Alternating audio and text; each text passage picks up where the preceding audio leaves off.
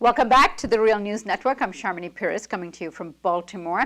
This is segment 2 with Michael Hudson on the Asian Infrastructure Investment Bank, a new rival to the World Bank. In segment 1, we talked about the history of the World Bank and the problems that it has posed in terms of its policies to the developing world and why it is necessary to develop another investment bank of this nature.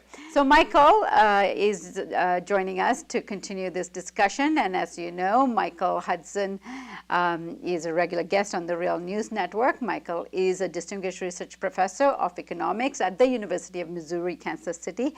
Given the subject matter we are dealing with today, you may be interested in his book called Super Imperialism, specifically the chapter on the World Bank. Thank you again for joining us, Michael. Be here. So, Michael, let's take up this question of why the European countries are eager to join the China-led bank and what tension this is causing with the United States. Well, I suspect their motivation for joining is hoping to get some role in some of the development contracts and the big construction projects that are being done. They are going to have a minority share, just as they have in the World Bank. The problem is that in the World Bank, the U.S. has veto power and has vetoed any project that does not reflect U.S. national interests. Well, you can be pretty sure that China is going to maintain a similar veto power in the bank that it's creating, and maybe some of its allies will also have a dominant power there. And so the European countries will come in as minority investors, just like there's a managing partner in a partnership that actually conducts things and the other partners simply follow along.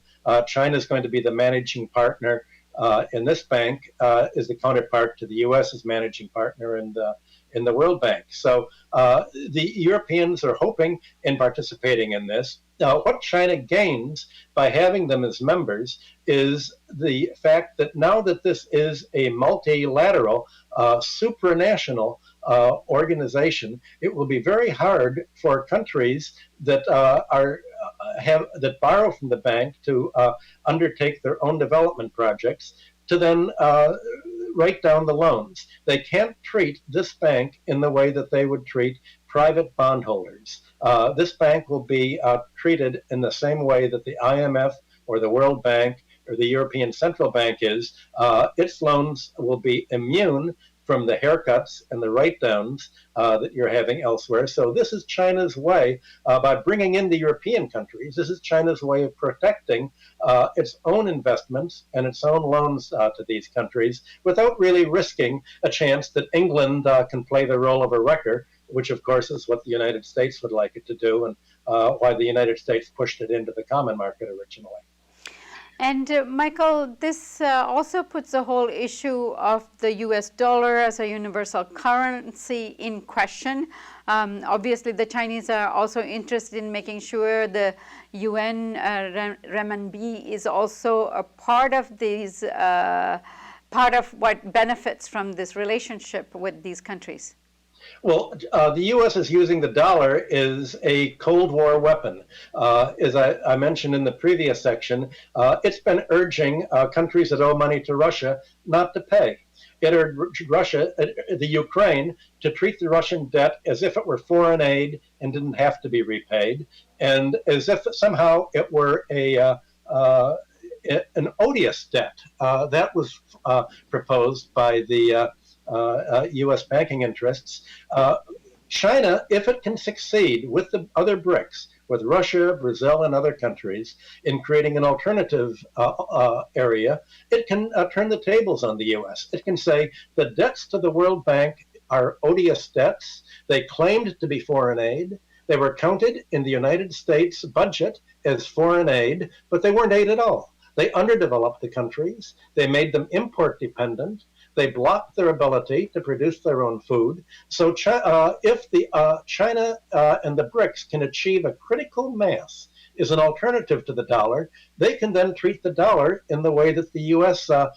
Financial strategists have been trying to treat it against any potential Cold War enemy, which means any country north of Maine, any country west of California, any country east of Rhode Island, or south of Texas. The United States has turned the financial system, the dollarized system, into a Cold War tool, and other countries are moving as quick as they can, are being driven to move as quick as they can out of the U.S. orbit to protect themselves from being stiffed by the U.S.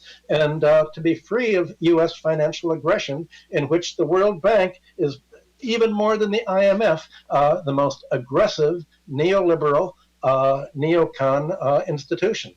Michael, you mentioned odious debt. Now, wouldn't this be opening the floodgates to a lot of other issues of other countries that might also use that argument against the current World Bank if they're actually advising people to do this? That's exactly what Ann Gilpern pointed out in her discussion of the U.S. strategy against Russia, and one of her articles for the U.S. banking lobby, saying, look, this is very dangerous. If you claim that other countries are odious debt for trying to develop, you're saying if other countries try to develop, that's odious. If other countries try to be free of the U.S. Cold War, that's odious.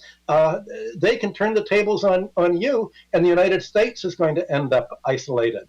And so the United States is, obviously rethinking exactly how it's going to help the Ukraine not pay Russia the money it owes, how it's going to help Sri Lanka not pay China the money it owes, how it's going to pressure other countries to sort of default on their debts to anyone that the United States says is not in our friendly side of the Cold War. Michael, as always, I thank you so much for joining us today. It's very good to be here. Thank you. And thank you for joining us on the Real News Network.